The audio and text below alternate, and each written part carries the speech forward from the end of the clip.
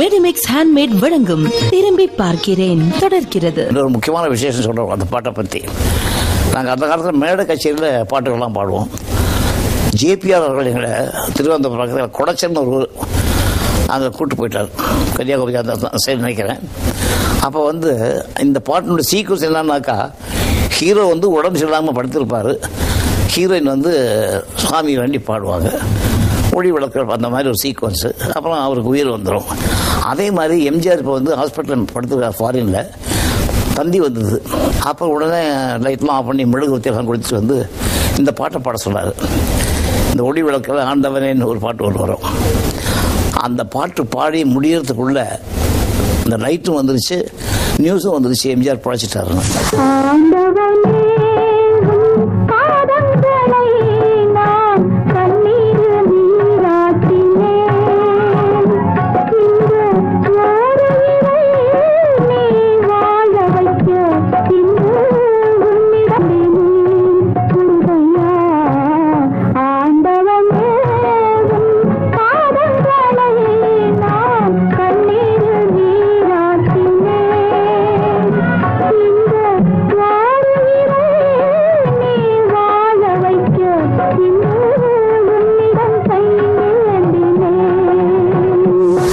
அந்த மாதிரி பாட்டுகளுக்கு வரிகளுக்கு ஒரு தத்துவம் இருக்கு.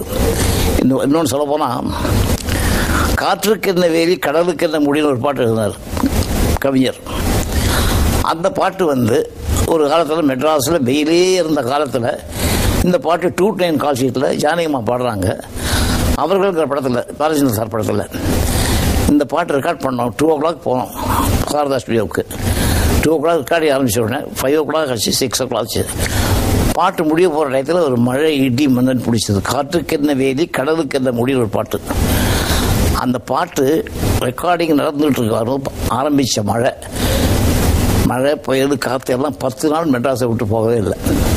அந்த மாதிரி வரிகளுக்கும் எழுதும்போது சில தத்துவங்கள் இருக்கும். அப்படி எதுன்னு தான் அந்த பாட்டு காற்றுக்கு என்ன வேலி கடலுக்கு என்ன முடின்னு எழுதுவார்.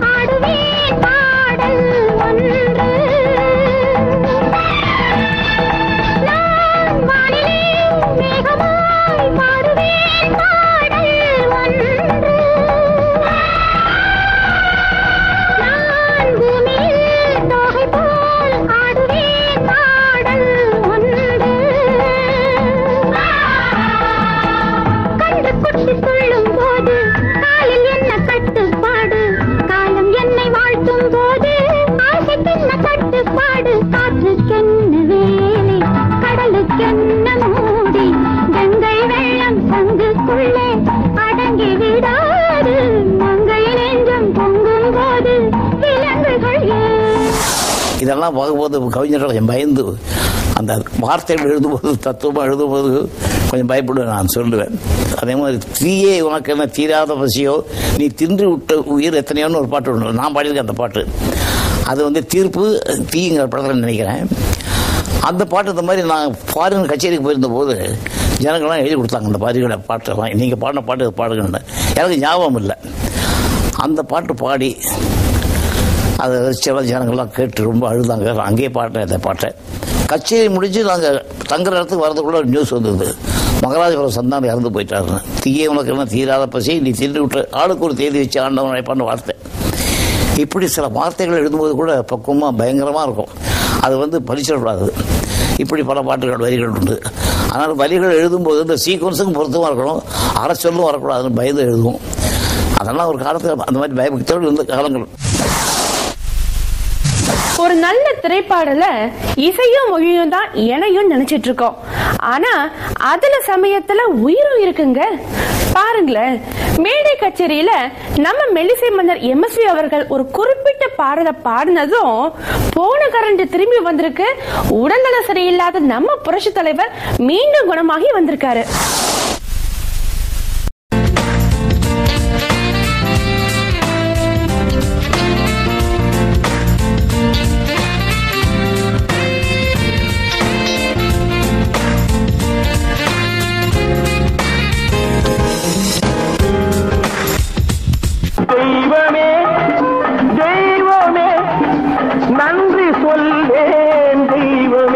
அந்த நாள் ஞாபகம் நெஞ்சிலே வந்ததே.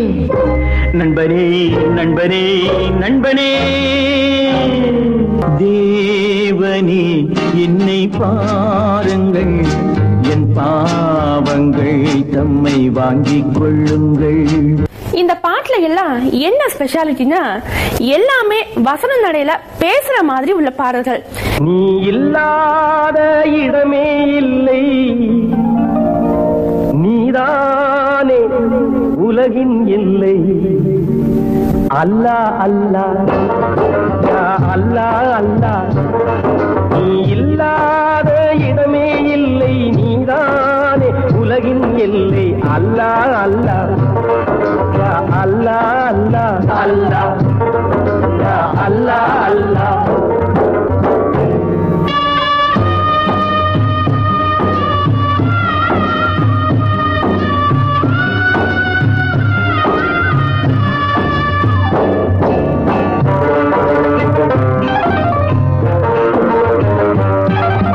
நிலம் வெளுக்க நீர்தான் உண்டு, நீர் வெளுக்க நீந்தான் உண்டு. நிலம் வெளுக்க நீர்தான் உண்டு, நீர் வெளுக்க நீந்தான் உண்டு. மனம் வெளுக்க எதிரான் உண்டு, நபியே வேதம் உண்டு. அல்லா அல்லா யா அல்லா அல்லா, நீ இல்லாத இடமே இல்லை, நீதானே உலகின் எல்லை. அல்லா அல்லா யா அல்லா அல்லா. ஏவிஎம் ஸ்டுடியோவில் வந்து நான் மியூசிக் டைரக்ஷன் உட்காரும்போது, கம்போசிங் உட்காரும்போது எனக்கு குமரன் சார் தான் பக்கத்தில் உட்காருவார். அவர் வந்து இந்த மாதிரி அந்த காலத்தில் ஒரு இங்கிலீஷ் படத்தை பார்த்து மத்தியில் டயலாக் வரும், அப்புறம் பாட்டு வரும். இப்படி ஒரு பாட்டு பாடி காமிச்சு இங்கிலீஷ் படத்தையும் போட்டு காமிச்சு அந்த மாதிரி ஒரு பாட்டு பண்ணணும் இசு அப்படின்னாரு.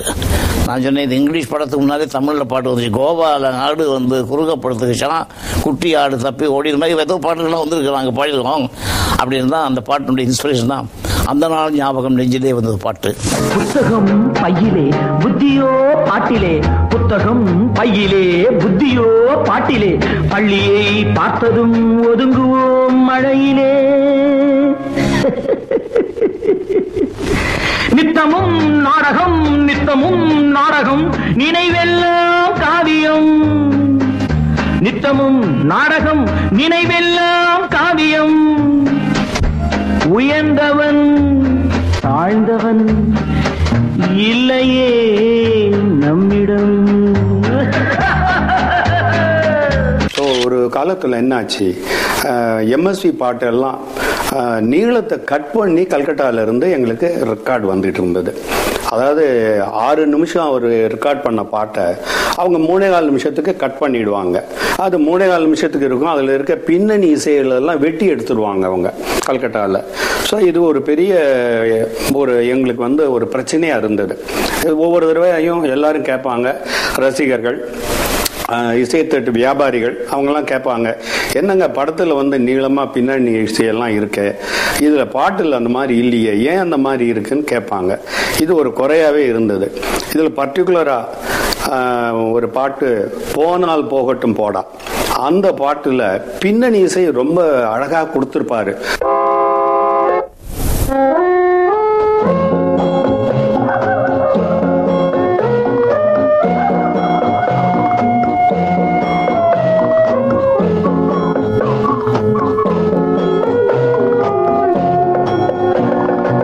அது ரொம்ப நல்லா இருந்தது. நிறைய பேர் கேட்டாங்க, என்னங்க அந்த மியூசிக்கே காணமே இசை தட்டலன்னு. ஸோ இதை வந்து ஒரு பெரிய பிரச்சனையாக ஆனதுக்கப்புறம் நானும் என்னுடைய உதவியாளர் கண்ணன் ஒருத்தர் 2 பேர் கல்கட்டாவுக்கு போனோம். போய் அந்த கம்பெனி முதலாளி, that is managing director Anil Sood அப்படின்ற பேர் உள்ளவர், அவரே நேரில் நாங்கள் சந்தித்தோம். இப்போ நாங்கள் சொன்னோம், இந்த மாதிரி 3.5 நிமிஷத்துக்கு எங்கள் பாட்டை மாத்திரம் வெட்டிடுறீங்க 3.25 நிமிஷத்துக்கு. இதே வந்து ஹிந்தி பாட்டெல்லாம் வருது 6 நிமிஷம் 6.5 நிமிஷத்துக்குலாம் இருக்குது. அப்படி இருக்கும்பொழுது ஏன் தமிழ் பாட்டை மாத்திரம் நீங்கள் இந்த மாதிரி பண்ணுறீங்க, இது ஒரு பெரிய குறையாக இருக்குது எங்களுக்கு அப்படின்னு சொன்னோம்.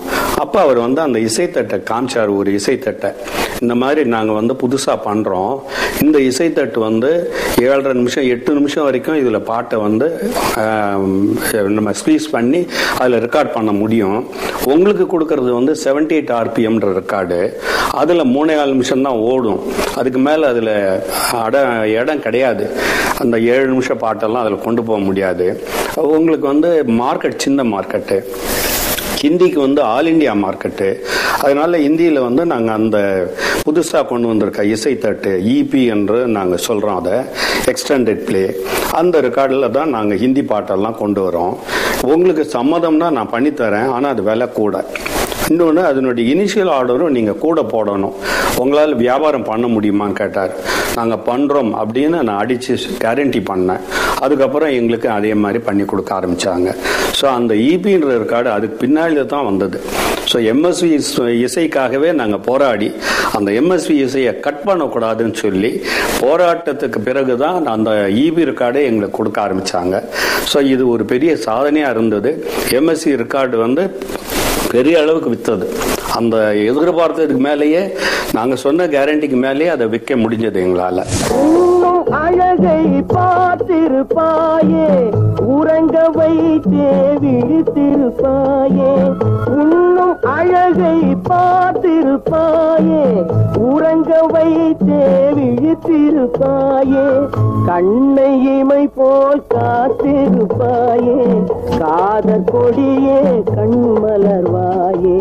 கண்ணை இமை பர்வாயே, பாலும் பழமும் கைகளில் ஏந்தி பவளவாயில் புன்னகை சிந்தி கோலமயில் போல் நீ வருவாயே. கொஞ்சம் கிளியே அமைதி கொள்வாயே. இந்த இடத்துல தான் ஒரு வார்த்தை சொல்லி ஆகணும். ஒவ்வொரு பாட்டும் தேவனே என்னை பாருங்கள், அந்த நாள் ஞாபகம், அப்புறம் தெய்வமே பாட்டு, இந்த மாதிரி பல பாடல்கள் டிஎம்எஸ் அவர்கள் பாடியிருக்கார் பாருங்க. அவருக்கு அந்த பாட்டுகளை கம்போஸ் பண்ணி நான் சொல்லிக் கொடுத்தது உண்மையாக இருந்தாலும் கூட அவருடைய அந்த எக்ஸ்பிரஷன், அந்த பாடலுடைய வரிகளுக்கு உள்ள ஜீவன், இதெல்லாம் என் பாட்டில் மெட்ரிக் கெடுக்காமல் மெட்டோடு சேர்த்து அவ்வளோ பிரமாதமாக பாடின ஒரே டிஎம்எஸ். அந்த TMS only one TMS, only one sun, only one moon. தேவனே என்னை பாருங்கள், என் பாவங்கள் தம்மை வாங்கிக் கொள்ளுங்கள். தேவனே என்னை பாருங்கள், என் பாவங்கள் தம்மை வாங்கிக் கொள்ளுங்கள். 1000 நன்மை தீமைகள் நாங்கள் செய்கின்றோம், நீங்கள் அறிவீர், மன்னித்தருள்வீர்.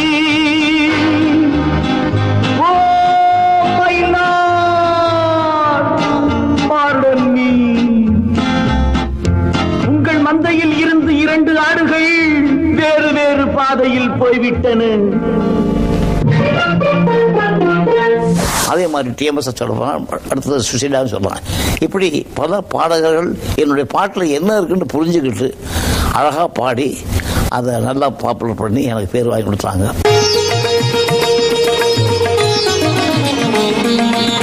மெடிமிக்ஸ் ஹேண்ட்மேட் வழங்கும் திரும்பி பார்க்கிறேன் தொடர்கிறது. எம்எஸ்பி அவர்களோடு பழகுகிற போது in the Tamil Nadu local body elections on behalf of the party could remedy appropriate fees and collect the application form. கொடுத்து வச்சிருவோம். அந்த கம்போசிங்னு சொல்லுவோம். ஒரு முக்கியமான ஒரு விஷயத்தை உங்களுக்கு சொல்லணும். நம்முடைய கவியரசர் கண்ணதாசன் அவர்களும், மெல்லிசை மன்னர் எம்எஸ் விஸ்வநாதன் அவர்களும், சிவாஜி அவர்களும், இயக்குனர் பீம்சிங் சாரும் சேர்ந்து பாவரிசை படங்கள் என்று பல படங்கள் வந்தது. பார்த்தால் ரொம்ப படிக்காத மேதை, பாலும் படவும், பாசமலர், இப்படி வந்த படங்கள் எல்லாம் இன்னைக்கு கதையோடு பாடல் கேட்டால் அந்த பாட்டுக்குடைய அர்த்தத்தில் அந்த படம் இருக்கும். ஆக இன்றைக்கும் அது வாழ்ந்து கொண்டிருக்கிறது, என்றைக்கும் அது வாழ்ந்து கொண்டிருக்கிறதுனா அந்த டீம் ஒர்க், அந்த கம்போசிங், அவங்க செஞ்ச ஈடுபாடு, ஒருத்தருக்கு ஒரு பரிமாறிக்குவாங்க. அந்த கருத்துக்களை 4 மேதைகள் சேர்ந்து பரிமாறி கொடுக்குற போது நாங்கள்லாம் அசிஸ்டன்ட் டைரக்டர் பார்க்கும்போது அவ்வளவு கொட்டுவார். அதாவது டியூனை பிடிக்கிற அளவுக்கு தான் கவியரசர் கஷ்டப்படுவாங்களே தவிர அந்த டியூனை மனசில் வாங்கிட்டாருன்னா, தத்தகத்தை வாங்கிட்டாருன்னா அதன் பிறகு அவரிடத்துல நீர்வீழ்ச்சி பார அந்த கவிதைகள் கொட்டும், வார்த்தைகள் கொட்டும். நான் சொல்லுவேன், குற்றாலத்தில் கூட சீசனுக்கு தான் நீர்வீழ்ச்சியில் தண்ணி வரும். ஆனால் கவிஞருடைய தமிழ் பாடல் எந்த காலத்திலையும் சீசனே கிடையாது, எல்லா காலத்திலையும் கவிதை நீர்வீழ்ச்சியாக கொட்டிகிட்டு இருக்குன்னு சொல்லுவேன். ஆகவே அந்த பாடல்கள் எல்லாம் நிச்சயமாக தமிழகத்துடைய திரையுலகம் இருக்கிற வரையில் அன்னைக்கும் சரி, இன்னைக்கும் சரி, நாளைக்கும் சரி வாழ்ந்து கொண்டிருக்கிற ஆத்மார்த்தமான பாடல்கள் நான் மகிழ்ச்சியோடு சொல்லிக்கொள்ள ஆசைப்படுறேன். காட்டு மனம் இருந்தா கவலை வளர்ந்து விடும், காட்டு மனம் இருந்தா கவலை வளர்ந்து விடும், கூட்டை திறந்து விட்டால் அந்த குருவி பறந்து விடும், காலில் விலங்கு விட்டோ கடமை என அழைத்தோ, 4 விலங்குகளில் தினம் நாட்டியம் ஆடுகின்றோ, மனிதன் நினைப்பதுண்டு வாழ்வு நிலைக்கும் என்று. என்னுடைய பிகினிங் என்னுடைய ராமூர்த்தி அண்ணன் எனக்கு வழிகாட்டியவர். அவரும் நானும் சேர்ந்து பல படங்களுக்கு ஒர்க் பண்ணிட்டு பாட்டுக்கள்லாம் சக்ஸஸ் ஆகி நல்ல வெற்றியாக ஓடிட்டு இருக்கும்போது எம்ஜிஆர் படம், சிவாஜி படம் வரிசையாக நல்லா பாப்புலர் ஆகுது. அந்த மாதிரி ஒரு டயத்தில் எனக்கு ஒரு ஆஃபர் வந்தது. அது யாருனாக்கா சின்னப்பா தேவர். அவர் என்னை கூட வர்றாரு. என்ன சொல்கிறாங்க, அதுக்கு முன்னால் ஒர்க் பண்ண கன்சர்னில் கேவி மகாதேவன் பெரிய கிரேட், எனக்கு வழிகாட்டி எனக்கு ஒரு காலத்தில் ஹெல்ப் பண்ணவர். இன்னும் சொல்ல போனால் எனக்கு குருஸ்தானத்தில் உள்ளவர். நாங்கள் வந்ததுக்கப்புறம் அவங்க கொஞ்சம் படம் கொஞ்சம் குறையுதுங்கிறத சினிமாவில் தான் தெரியுமே உங்களுக்கு யாராருக்கு என்னென்ன பீரியட் இருக்கோ அந்த டயத்தில் அவங்க நல்லா வந்துடுவாங்க. அதுக்கப்புறம் அவங்க நல்லா ஆகிடுவாங்களோ இல்லை வருவாங்களோ திருப்பி அது கடவுளுடைய செயல். பட் என்னை மறுபடியும் கூப்பிட்டார். நான் ஜூப்டரில் ஒரு காலத்தில் மாதம் 25 ரூபா சம்பளத்தில் இருக்கும்போது சின்னப்பா தேவருக்கு மாதம் 250 ரூபா சம்பளம். வாரத்தில் ஒரு 3 நாள் 4 நாள் அவர் தான் காசு கொடுப்பார் சாப்பாட்டுக்கெல்லாம். அவர் எல்லாரும் அவர்கிட்ட போய் டிஸ்ட்ரிபியூட்டர்லாம் சொல்லியிருக்காங்க. ஆனால் முதல் படத்துக்கு நாங்கள் ஒர்க் பண்ணுற மாதிரி தான் இருந்தது. எங்களால் இப்போ ஒர்க் பண்ண முடியலன்னு கேவிஎம் ஒர்க் பண்ணார். கேவி மகாதேவன் ஒர்க் பண்ண படங்கள் எல்லாம் ஹிட்டு, எல்லா பாட்டும் ஹிட்டாச்சு. எங்களுக்கு கொஞ்சம் மார்க்கெட் நல்லா வந்திருக்குன்னு தெரிஞ்ச உடனே டிஸ்ட்ரிபியூட்டர்லாம் சொல்லியிருக்காங்க விஸ்வநாத் ராமூர்த்தியை போடுங்கன்னு. அப்போது சரி விஸ்வநாதன் போய் பார்த்துக்கலான்னு சொல்லி நேராக வந்திருக்காரு. பாக்கெட்டில் இடுப்பு பணம் சரிட்டு வந்திருக்காரு. வீட்டுக்கு வந்தார். நான் வரேன் தெரியும் உங்களுக்கு எங்கே வரீங்க, நானே வரேன்னு சொல்லி நேராக வந்தார். வந்த உடனே இந்த மாதிரி சமாச்சாரம், அடுத்த படத்துக்கு நல்ல கதை வந்திருக்கு, அந்த கதைக்கு நீங்கள் மியூசிக் போட்டால் நல்லா இருக்கணும் டிஸ்ட்ரிபியூட்டர் சொல்கிறாங்க, டைரக்டர் சொல்கிறாங்க, எல்லோரும் சொல்கிறாங்க, நீங்கள் தயவுசெய்து பண்ணணும். நான் சம்பளத்தோடு வந்திருக்கேன், பணத்தோடு வந்திருக்கேன் அப்படின்னு நான் எதிர்பார்க்காத ஒரு சம்பளத்தோடு வந்திருக்காரு. அப்போ இந்த சம்பளத்தையும் சொன்னார் இவ்வளோன்ட்டு, எனக்கு ஒரு சம்பளம் வாங்கலாமான்ட்டு. அப்போது உள்ளே இருந்து ஒரு சத்தம் கேட்டது, டே விஸ்வநாதா இங்கே வாடான்னு எங்கள் அம்மா கூப்பிட்டாங்க. நான் நேராக போனேன். யார் வந்திருக்காங்க கேட்டாங்க. சின்னப்பா தேவர் பணம் நிறையா கொடுத்துருக்காரு, அவர் படத்துக்கு என்னை வேலை செய்ய கூப்பிடாரு அப்படின்னு. கொஞ்ச நேரம் பார்த்தாங்க. ஓங்கி ஒரு அறை என்ன கணத்தில். ஆனால் நன்றி கட்ட பையனை ஒரு காலத்தில் உனக்கு அவர் நீ கஷ்டப்படுற காலத்தில் ஒரு சட்டை வேட்டி எடுத்து கொடுத்து 2 ரூபா அவருக்கு கையில் கொடுத்து உன்னை வண்டி டிக்கெட்டுக்கு சேலத்தில் இருக்காங்க எங்கள் தாத்தா எங்கள் அம்மாலாம். அங்கேருந்து கோயம்புத்தூருக்கு ஒன்று அனுப்பிச்சு அவர் தானே. அவர்கிட்ட அவர் செய்கிற கம்பெனியில் நீ போய் வேலை செய்யணும்னு பணத்தை வச்சுக்கிட்டு எனக்கு நன்றி இருக்காடா ராஸ்க்குன்னு சொல்லி திட்டினாங்க. இந்த அடிக்கிற சத்தம் சண்டை சத்தம் பார்த்துட்டு வெளியே பார்த்தா சின்ன பிள்ளைவரை காணோம். சின்ன தேவை எங்கள் அம்மாவுக்கு தெரியும். அப்படி எங்கள் அம்மாவுடைய அட்வைஸ் அது. அது மாதிரி நன்றி விஸ்வாசம், நீ படுத்து தூங்கும்போது உனக்கு யாராவது நன்மைகள் பண்ணியிருக்கா அதெல்லாம் நினச்சி அவங்களெல்லாம் வாழ்த்தி அவங்களெல்லாம் மரியாதை செலுத்தி வணங்கி படுத்து தூங்கு. உனக்கு கெடுதல் பண்ணவங்க ஏதாவது இருந்தாங்கன்னா அவங்களை நினைக்கவே நினைக்காத, அவங்களும் நல்லா இருக்கணும்னு வேண்டிப்படு. இதுதான் அவனுடைய நன்றி கடன். இந்த நன்றியை நீ கடைப்பிடிக்கிற வரைக்கும் நீ நல்லா இருப்பேன். எங்கள் அம்மா சொன்ன அட்வைஸ்.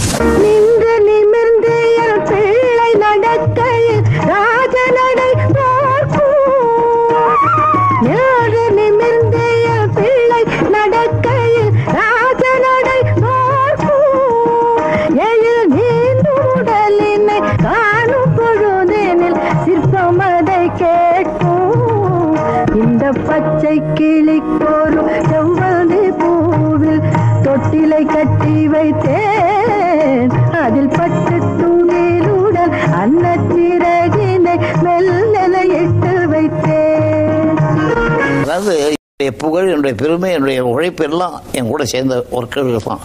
அவங்க கொடுத்த பிச்சை தான் நான் இன்றைக்கி நல்லா இருக்கேன். அவ்வளோ பேரும் அவ்வளோ மியூசிஷியன் அப்படித்தான். ஒரு சின்ன விஷயம் சொல்கிறேன், உங்களுக்கு கேட்டிருக்காது. ஒரு மியூசிஷியன் இருந்தார். அந்த காலத்தில் நாங்கள் சாங் ரெக்கார்ட் பண்ணும்போது லைவாக இருக்கும். 30 பேர் ஆக இருந்தாலும் 300 பேர் ஆக இருந்தாலும் ஒரே மேடையில் மைக் வச்சு கேட்டு பாட்டை எல்லாரும் ஒன்றா உட்காந்து கேட்போம்.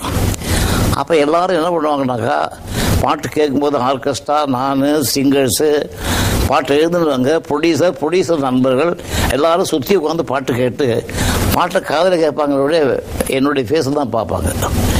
நான் சந்தோஷமாக ரசித்து நான் சொல்லிக் கொடுத்த மாதிரி வந்துங்கிற ஒரு எண்ணமும் ஒரு ஆசையும் மனசில் உற்பத்தி ஆகுது பாருங்க. அந்த எஃபெக்டை பார்த்து அந்த ஃபேஸில் இருக்கிற எக்ஸ்பிரஷன் பார்த்தா போய் சம்பளம் வாங்கிட்டு போய் படம் தூங்குவாங்க. அப்படியெல்லாம் மியூசிஷியன்ஸ், சிங்கர்ஸு எல்லாரும் சேர்ந்து உருவாக்குற பாடல் தான் என்னுடைய வெற்றிக்கு காரணம். ஒன் மேன் ஷோ இல்லை, டீம் ஒர்க்கு. இப்படியே டீம் ஒர்க் பண்ணால் எல்லாருமே எப்பவும் நல்லா இருக்கலாம்.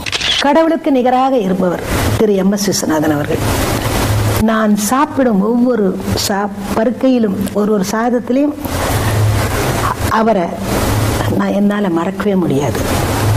காரணம் என்னன்னா, எனக்கு பலவிதமான பாடல்களை கொடுத்து எனக்குள்ள ஒரு திறமை இருக்குன்றத அதை வெளியே எடுத்துக்கிட்டு வந்து எந்த மாதிரி பாடலையும் இவளால பாட முடியும் அப்படின்னு அங்கீகாரம் கொடுத்த திரு MS விஸ்வநாதன் அவர்கள், மெல்லிசை மன்னர் MS விஸ்வநாதன் அவர்களை போற்றுவதற்கு வார்த்தைகளே இல்லை.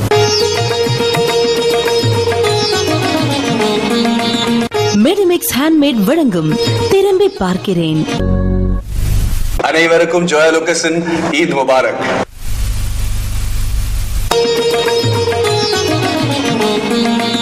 மெடிமிக்ஸ் ஹேண்ட்மேட் வழங்கும் திரும்பி பார்க்கிறேன் தொடர்கிறது. அதே மாதிரி ஒரு மியூசிக் டைரக்டருக்கு ஒரு படம் சான்ஸ் வந்தது, ப்ரொடியூசரை கூப்பிட்றாங்க, டைரக்டர் கூப்பிட்றாங்கன்னா அந்த டைரக்டர் யாருன்னு தெரிஞ்சுக்கிட்டு அவர் என்ன சொல்கிறாரு, கதை என்ன, சீக்வன்ஸு, எப்படி படம், எப்படி பாட்டு வந்தால் நல்லா இருக்கும்னு அவங்க ஒரு ஐடியா கொடுப்பாங்க. பட் அவங்களுக்கு மியூசிக் தெரியாது. ஏன்னா அவங்களுக்கு மியூசிக் தெரிஞ்சால் நம்மளை கூப்பிடுவாங்களா, கூப்பிட மாட்டாங்க.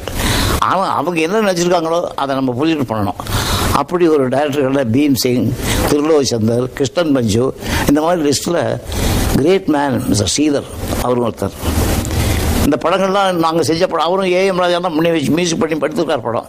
அதுக்கப்புறம் கிருஷ்ணா ராமூர்த்தியை வச்சுருக்கணும் ஒரு ஆசை அவருக்கு. மயிலாப்பூரில் ஏதோ ஒரு தியேட்டரில் ஒரு ஷோ பார்த்துட்டு இருக்கோம், கச்சேரி. அதில் எங்களை மீட் பண்ணார். விஸ்வநாத ராமூர்த்தி சொன்ன உடனே அன்றைக்கி தான் பழக்கம் அவர். நான் உங்களை வீட்டில் பார்க்கணும், அவசியமாக பார்க்கணும். இல்லை நான் வரேன் ஆஃபீஸுக்குன்னு. சரி பரவாயில்ல, நீங்கள் வந்தாலும் சரி நான் வந்தாலும் சரி அப்படின்னாரு அவர். சொன்னோடனே இஞ்சியில் ஒரு 1000 கதையை சொன்னார். அந்த கதை சொல்லும்போது கூட அசிஸ்டன்ட் டைரக்டர் கோபு, ஸ்ரீராஜன்லாம் சொன்னாங்க, இந்த கதை விவரமாக டயலாக்கோட சீன் பை சீனாக சொன்னது விஷ்ணு உங்களுக்கு தான் சொல்லியிருக்காரு, உங்களுக்கும் கண்ணதாசன் தான் சொல்லியிருக்காரு ஸ்ரீதர். இது வரைக்கும் ஸ்ரீதர் கதையை எழுதி வசனம் எழுதி ரெடி பண்ணி வச்சு எழுதவே மாட்டார், ஸ்பாட்டில் தான் பண்ணுவார். எங்களுக்கு மட்டும் ஒரு எனக்கும் கவிஞரையாகவும் ராமூர்த்தியாவும் சேர்ந்து ஓசியானிக் ஹோட்டலில் கம்போசிங் போகிற அன்னைக்கு ஒரு 8 பாட்டோ 7 பாட்டுக்கு சீக்குன்னு சொன்னார். அவர் என்ன பண்ணார், ஒரு 4 நாள் ரூம் புக் பண்ணியிருந்தார். கவிஞர் 2 நாளில் எல்லா பாட்டையும் முடித்தார். எல்லா பாட்டும் அது மேட்டருக்கு தான் மீட்டர். பாட்டுகள் கதைக்கு தகுந்த மாதிரியும் படத்துக்கு தகுந்த மாதிரியும் பாட்டுகள் அவ்வளோ பெறும். அந்த பாட்டுகள்லாம் எழுதி அதை படம் எடுத்து காட்டி, அதில் என்ன ஒரு விசேஷம் கேட்டீங்கன்னாக்கா, ஸ்ரீதர் சார்ட்ட அந்த பொறுமையோடு இருந்து அந்த வேலையை வாங்கணுங்கிற ஒரு தத்துவம் அவர் நினைச்சது வர வரையும் விடமாட்டார். அவருக்கு ரொம்ப ஆசை என்னன்னாக்கா, அதுக்கு முன்னால் நாங்கள் பண்ண படம்லாம் பார்த்து சரி இவங்களை வச்சு நிறையா வேலை வாங்கலாம், அப்படி வேலை வாங்கலான்னு தான் கூப்பிட்டாரு, உயிரை வாங்கலான்னு கூப்பிட்டாரு. உயிரே வாங்கிட்டார். ஒவ்வொரு படத்துக்கு போட்ட டியூன்லாம் இது இல்லை, அது இல்லை, இதெல்லாம் சொல்லுவார். பட் போட மெட்டீரியல் நல்லா வந்ததுனால தான் நாங்களும் ஒரு அளவுக்கு வந்தோம்.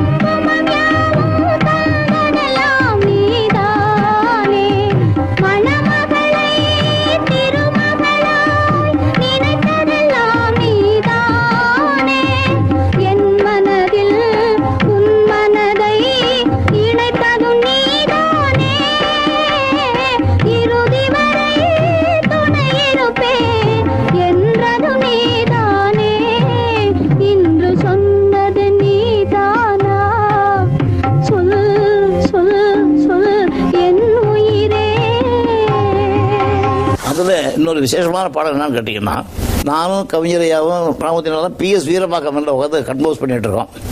அங்கேருந்து சடகோபன் வந்தார். போய் பார்த்த உடனே அர்ஜென்ட்டாக ஒரு பாட்டு ஒன்று ஆட் பண்ணியிருக்கோம். நீங்கள் எடுத்து கொடுத்த பாட்டெலாம் ஓகே தான், பட் அந்த பாட்டு வந்து ரெக்கார்ட் பண்ணி கம்போஸ் பண்ணி ரெக்கார்ட் பண்ணி நாளைக்கு ஷூட்டிங் பாட்டு வேணும், நீங்கள் எழுதி தரணும் அந்த பாட்டு அப்படி இருக்காரு. கவிஞரை சொன்ன ஒரு கோபம் வந்துருச்சு. இல்லை கவிஞர் யார் இல்லாட்டி சொல்ல மாட்டார், அது நல்ல சீக்வன்ஸ் தான், குழந்தையாற்ற பாடுற மாதிரி ஒரு பாட்டு, அது சீக்வன்ஸெல்லாம் சொல்லிட்டாரு. அப்போது ஷூட்டிங் நடந்துகிட்ருக்கு சாரதா ஸ்டுடியோவில்.